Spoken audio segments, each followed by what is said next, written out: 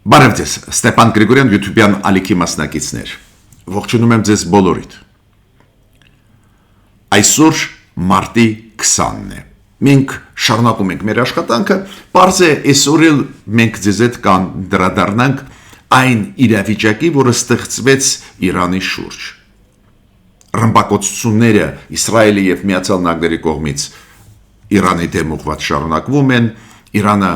պատասխանում է, մենք տեսնում ենք լարված իրավիճակ տարածաշրջանում, ընդլայնվում է կոնֆլիկտը,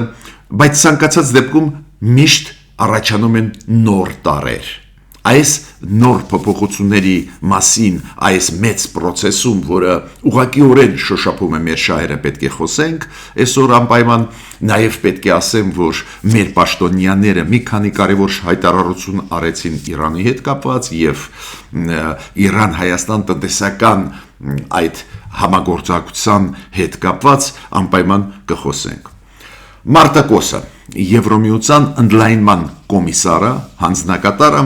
գտնվում է Հայաստանում, երեք հանդիպեց պարզա բոլոր մեր պաշտոնյաների, առաջի դեմքերի հետ, բայց Մարտակոսը կարևորագույն մեսիջներ ուղարկեց մեր հասարակությանը, կարևոր ինֆորմացիա տվեց, որի մասին անպայման մենք այսօր պետք է խոսենք։ Կանդրադառնամ այսօր առանձին վարչապետ Նիկոլ Փաշինյանի հայտարարություններին, քանի որ առանձին հայտարարությունները հասարակությունում բավական մեծ արձագանք են ստանում, անպայման դրան էլ կանդրադառնամ։ Այսօր կխոսենք Դավիթ Սանասարյանի, քաղաքական գործիչի Դավիթ Սանասարյանի, որը ստեղծեց ինքնիշխան Հայաստան կուսակցությունը ու պլանավորում է մասնակցել ընտրությունների հայտարարության մասին։ Երեք ունենալով ինտերվյու,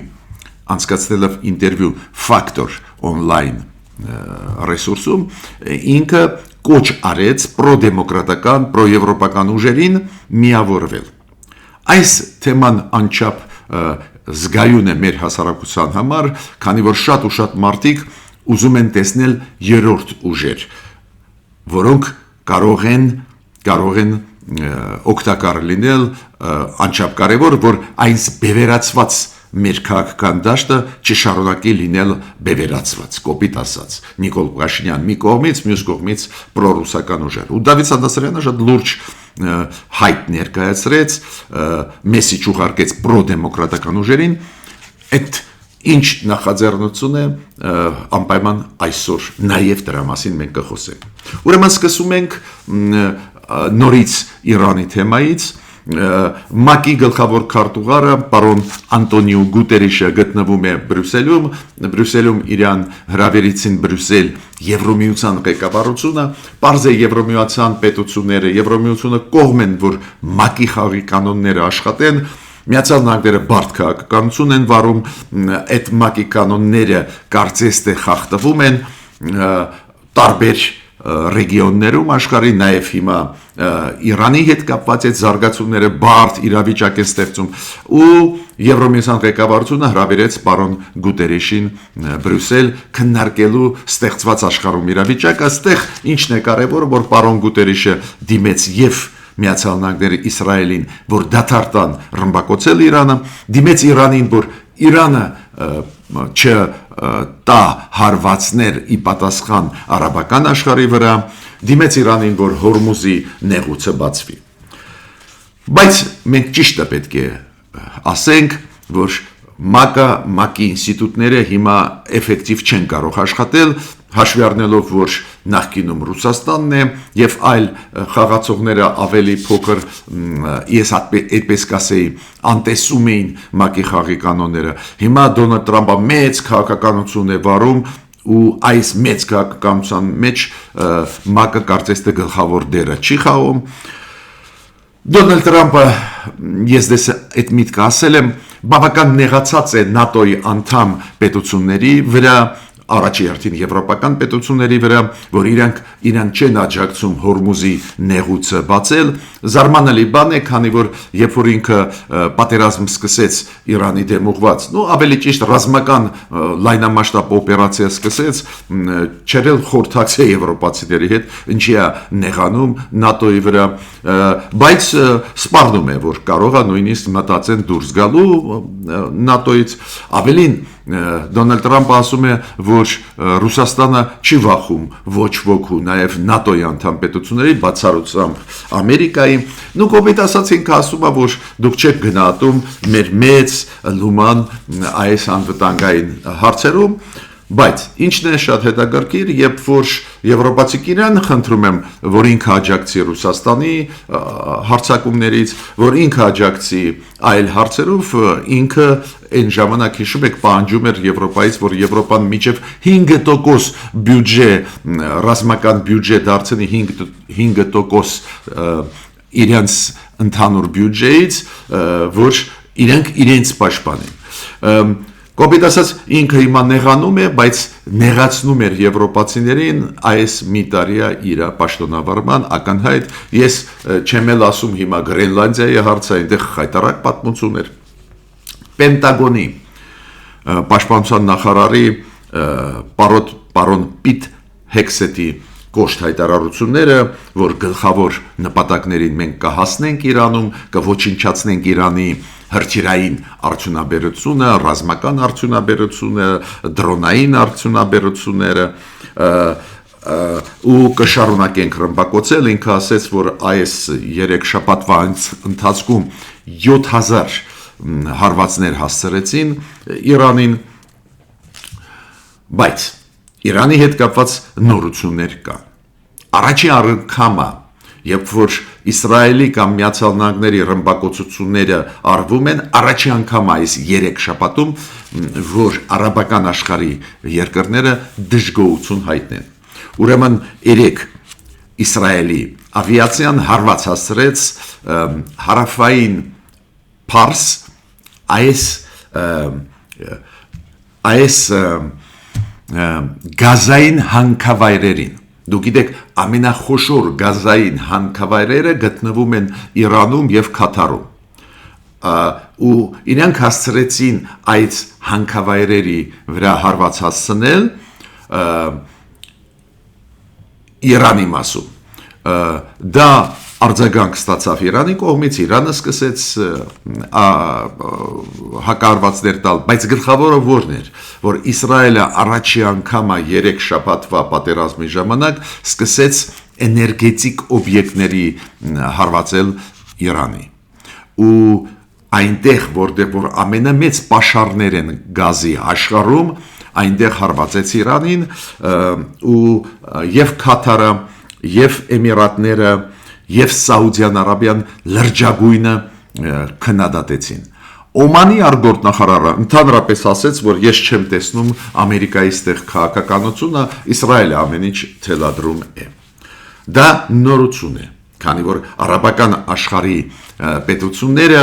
միայն դժգոհություն էին հայտնում Իրանից, քանի որ Իրանին ռմբակոծում են, Իրանը պատասխանում է հարվածներով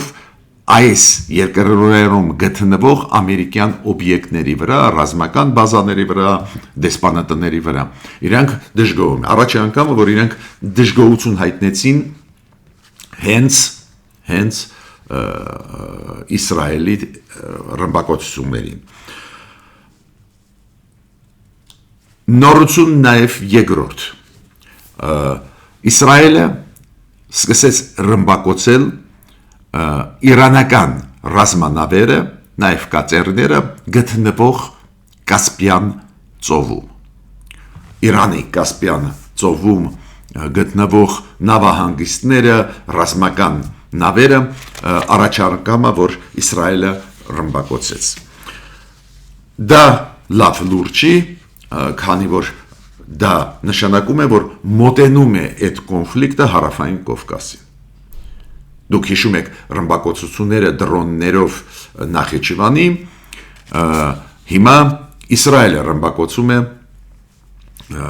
Կասպյան ծովում Իրանի նավահանգիստները։ Բայց պատասխանում է Իրանը, նույնիսկ Իրանը կարողացավ խոցել F-35 կործանիչը ամերիկյան ու ամերիկան Միացյալ Նահանգները ընդունեցին, որ վնաս հասցրեց Իրանը կարողացավ պարզ է Իրանը պատասխանում է նրանով, որ էներգետիկ օբյեկտներին հարված է հասցնում արաբական երկրների, նաև նավթամշակման գործարանները խփում է։ Ուրեմն լարված վիճակ է, պարզ է, որ լավ կլինի, որ ավարտի Միացյալ Նահանգները ավարտեն իրանց ռազմական գործողությունները, բայց ցանկացած դեպքում էսա իրավիճակը պոպուլյար չի այս ռազմական գործողությունները Միացյալ Նահանգների Իրանի դեմ պարզվեց պոպուլյար չեն Միացյալ Նահանգների հասարակության մեջ ռեյտինգը տարբեր նյուանսներով ռեյտինգը Դոնալդ Տրամփի անչափ ցածրացել է պատերազմի դեմ 60%-ից ավել մարդիկ են Միացյալ Նահանգներում, դուք գիտեք Միացյալ Նահանգներում նաև գները բարձրացան բենզինի ու դա պարզ է դժգոհություն է առաջացնում։ Հիմա անցնենք այս թեմայից, որտեղ որ նորից կրկնում եմ նոր նյուանսներ կան։ Առաջի անգամը այս 3 շաբաթվա մեջ Իրանի դեմ վարած այս քաղաքականության ընթացքում առաջի անգամը, որ արաբական աշխարհի երկրները Օմանը, Քուվեյթը, Էմիրատները, Սաուդյան Արաբիան խիստ քննադատում են Իսրայելին։ Իրանք միջ այդ քննադատում էին Իրանին, որ Իրանը հակահարվածներ է տալիս իրանց տարածքի վրա, հիմա իրանք քննադատեցին Իսրայելը։ Ու երկրորդը առաջի անգամը, որ Իսրայելը հասավ գրեթե հարավային Կովկաս, առաջի անգամը, որ Իսրայելը ռմբակոծում է Իրանի Կասպյան ծովում նավահանգիստները, ռազմական նավերը։ Այդ նորությունները մտահոգիչ են, ընդլայնվում է աշխարհագրությունը կոնֆլիկտի։ Հայաստան եկավ Մարտակոսը, հայտնի պաշտոնյա Եվրոմիության, կարևոր պաշտոնյա, ընդլայնման կոմիսարն է Եվրոմիության, հանդիպեց պարզ է մեր պաշտոնյաների հետ, նաև այդում վարչապետի հետ, բայց մենք միշտ ձեզ ասում ենք, որ մենք կողմնակից ենք նաև եւ մեծ կողմնակից են, որ մեր հարաբերությունները, մեր ինտենսիվ համագործակցությունը Եվրոմիության հետ շարունակվի, քանի որ մենք կարող ենք հազարատ ծրագրեր ունենալ, բայց եթե դանդաղ է իրականացվում, դա շատ վատ է։ Օրինակ նույն ՍԵՊԱ այդ գլխավոր պայմանագիրը Եվրոմիություն Հայաստան, եթե նախկինում ավելի շուտ իրականացնենք, մենք շատ ու շատ ավելի լավ վիճակում երկիրը կլիներ, բայց բարեբախտաբար շարժ կա այդ ոլորտում, նաև անցած տարի դեկտեմբերի 2-ին հիշում եք Արադ Միրզոյանը արտգործնախարարը Հայաստանի ստորագրեց ստրատեգիկ նշանակություն ունեցող համատեղ հայտարարություն Մարտակոսի կայակալասի հետ Եվրոմիության կարևորագույն դեմքերի հետ գնում է այդ աշխատանքը ու Մարտակոսի այցելությունը Հայաստան միանշանակ կարելի է ողջունել, բայց ինձ համար ինչն էր կարևոր, որ Մարտակոսը մանրամասն ներկայացրեց ինչ է անում Եվրոմիությունը Հայաստանի համար։ Դա շատ կարևոր է հիշեցնել, ներկայացնել, նաև հայ-ադրբեջանական կոնտեքստում,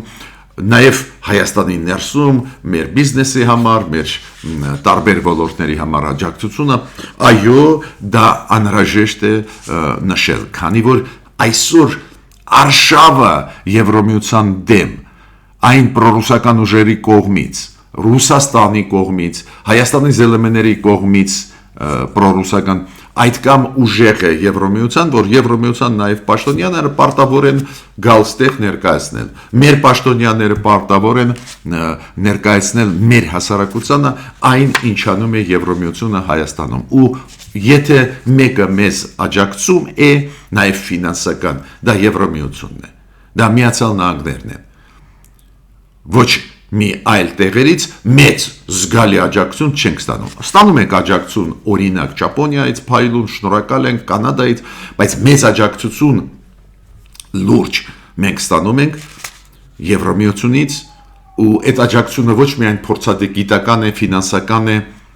նաև քաղաքական, ձևանագիտական, Միացյալ Նահանգներից։ Ու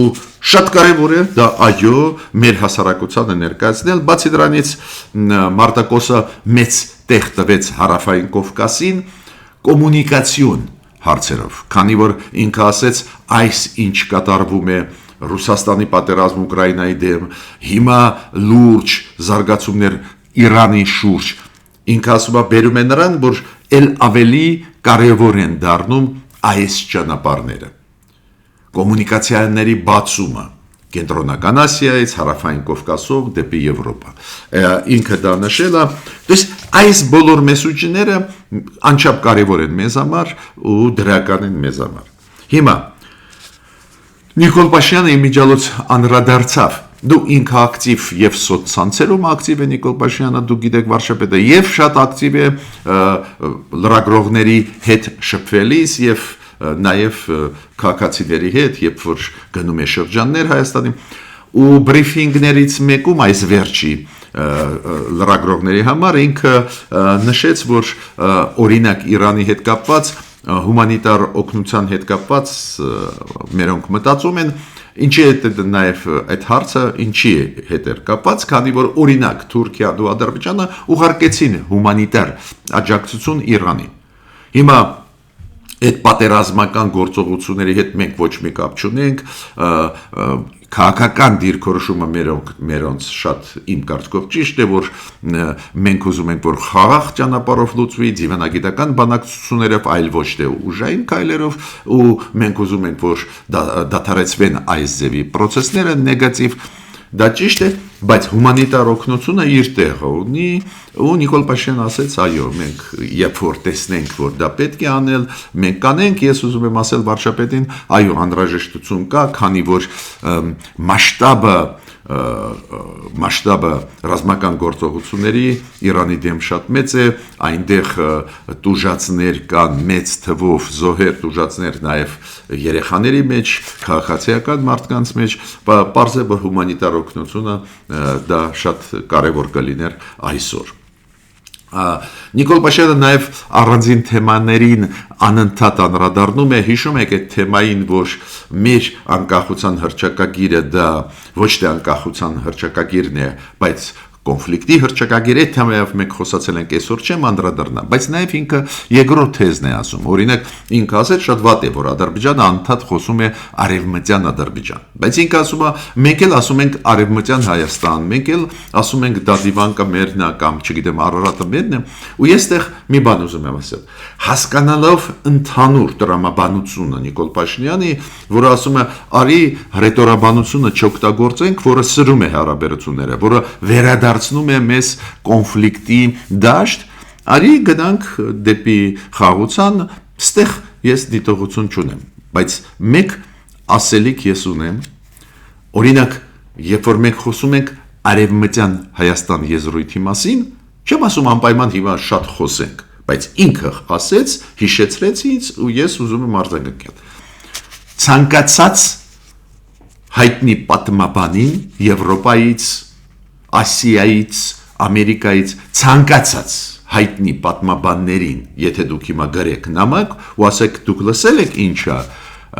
արևմտյան Հայաստանը, ձեզ կպատասխանեն այո։ Նաև Թուրքիայում գտնվող պատմաբաններին, թուրքական, քանի որ այդ եզրույթը դա ճանաչված գիտական եզրույթ է։ Դա եղել է պատմության մեջ, դա է պատճառը, որ դա նորմալ կընկալվի, ու դա չի ընկալվի որպես նկրտում ինչ-որ երկրի տարածքների վրա։ Ադրբեջանի կողմից առաջ տարված թեզը, օրինակ արևմտյան Ադրբեջան, այս ձևի բան գիտության մեջ չկա։ Գոնե այս տարածաշրջանի հետ կապված։ Նյուանսների հետ պատմական Իրանի չեմ կարող ասել, չգիտեմ, այդ պատմաբաններին, իրանիստներին, Իրանի զբաղվող գիտնականներին պետք է հարցնեք, բայց Հարավային Կովկասի հետ կապված այս ձևի եզրույթ չկա, գիտության մեջ դա չկա։ Ուրեմն ստեղ էլ զուգահեռ անցկացնել այդ նյուանսներ է առաջացնում։ Հիմա մեր էկոնոմիկայի նախարարի մի քանի խոսքերի մասին ուզում եմ ասել հայտարարությունների։ Ինքը ասաց, որ ոչ միայն մենք առնում ենք Ադրբեջանի բենզինը, դիզելը, նաև հիմա գնում են բանակցություններ, որ մենք ապրանք, մեր ապրանքը մտնի Ադրբեջան ու մեկ ապրանքի հետ կապված բանակցությունները գնում են։ Հետագրքիր ինքը միտք ասեց, ինքը ասեց, որ կա ընկերություն, որը ադրբեջանական բենզինը Երևանում ծախում է, բայց որպես եվրոպական բենզին։ Ու ինքը ասում է դա անընդունելի է, մեր մարդիկ, ովքեր առնում են բենզինը, պետք է իմանան ծագումը այդ բենզինի։ Ու մյուս միտքը, որ ասեց մեր էկոնոմիկայի նախարարը Գևորգ Պապոյանը, շատ կարևորը, ինքը ասեց, որ պարզ է, որ այս պատերազմը Իրանի դեմ կամ Իրանում դա նաև վնաս է հասցնում մեր տնտեսությանը։ Նու հասկանալի է, պարզ է, եթե Իրանում այս ձևի մեծ ճգնաժամ է, ռազմական գործողություններ գնում են Իրանի դեմ, պարզ է էլ ավելի դժվար է դառնում տնտեսական վիճակը Իրանի, ուրեմն մեր առևտուրը Իրանի հետ պակասում է։ Հիմա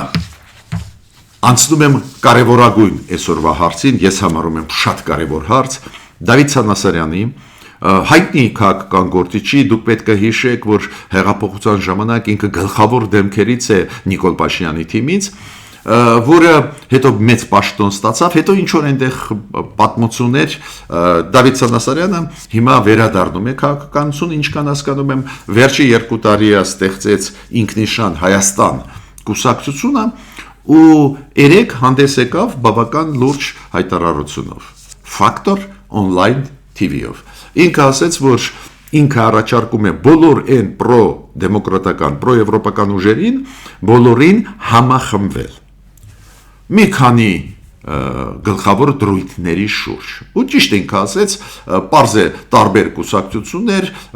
ծրագրերը կարող են տարբեր հարցերում տարբերվել, բայց գլխավոր հարցերում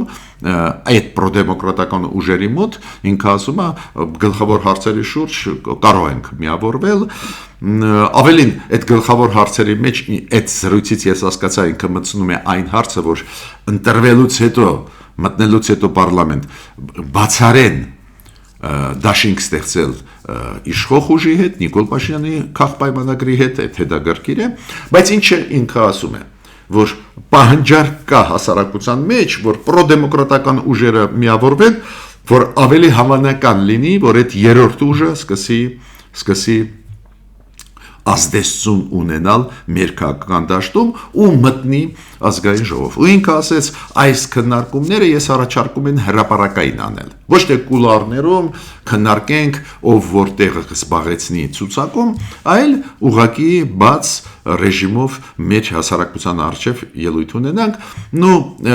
ինքը հակված չէր կոնկրետ կուսակցությունների անունները տալ, ավելի շատ լրագրողը, որը վարում էր այս հարցազրույցը, Ռոբերտը, ինքը տվեց անուններ 1, 2, 3 կուսակցությունների, օրինակ Արամ Զավենի Սարգսյանի Հանրապետություն կուսակցության մասին,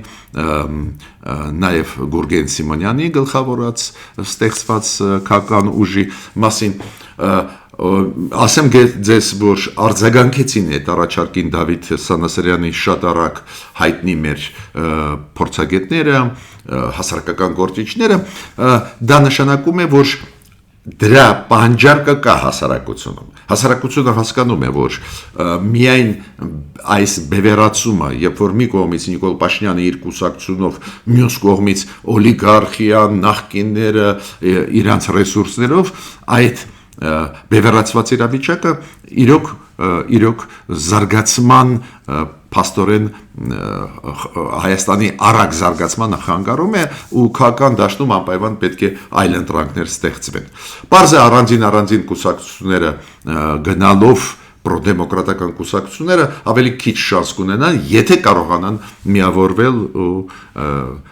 ինչ-որ բանի հասնել ընտրությունների ժամանակ, այդ էլ ժամանակ այդքան շատ չի, 2.5 ամիս մնաց, պետք է արագ շարժվել։ Հիմա Դավիթ Սանասարյանը հանդես եկավ այս ձևի նախաձեռնությամբ, որը իրոք շատ է քննարկվում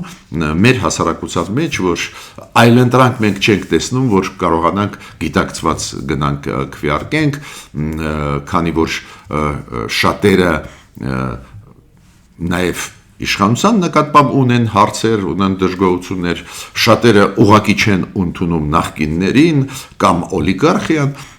ու ուզում են երրորդ ուժերը տեսնեն ու պարզը առաջի հերթին ուժեր, ովքեր պրոեվրոպական, պրոդեմոկրատական ուղղությունը ուժեղ տանում են առաջ։ Այո, դու կարող եք ասել, բայց Նիկոլ Փաշինյանի ուժներ օրենքի տեսք տվեց եվրոինտեգրացիային, բայց մենք կարող ենք այլ նյուանսներ բերեն, այլ հարցեր, որտեղ որ այս պրոեվրոպական, պրոդեմոկրատական ուժերը կարող են ունենալ ավելի հստակ դիրքորոշում, օրինակ Ռուսաստանի նկատմամբ հապկից դուրս գալու հարցը, այլ հարցերի մեջ։ Բայց պետք է ասեմ, որ ողջունում եմ Դավիթ Սանասարյանի նախաձեռնությունը ու այն մարդիկ, փորձագետներ, ովքեր կուսակցությունների ցուցակներով ուզում են գնալ ընտրությունների, այն մարդիկ, այն կուսակցությունների առաջնորդներ, այդ պրոդեմոկրատական այդ ցանկը այդքան մեծ չի, հնչեցին 2-3 ուժերի անունները, այդ ցանկը մեծ չի, միգուցե 5 ուժ ոչ ավել, բայց իրենց միավորումը իմ կարծիքով ու ես չեմ բացառում, որ կարող է դրական տալ ավտոմատ դա պատկերը ազգային ժողովի կփոխի, նույնիսկ ոչ մեծ ֆրակցիան եթե ձևավորվի, այս երկու մեծ ուժերի արանքում այդ ֆրակցիան կարող է մեծ դեր խաղալ ապագա պարլամենտում ու առողջացնի իրավիճակը մեր ազգային ժողովում։ Ես ավարտեցի իմ ելույթը, միջ նոր հանդիպումներ։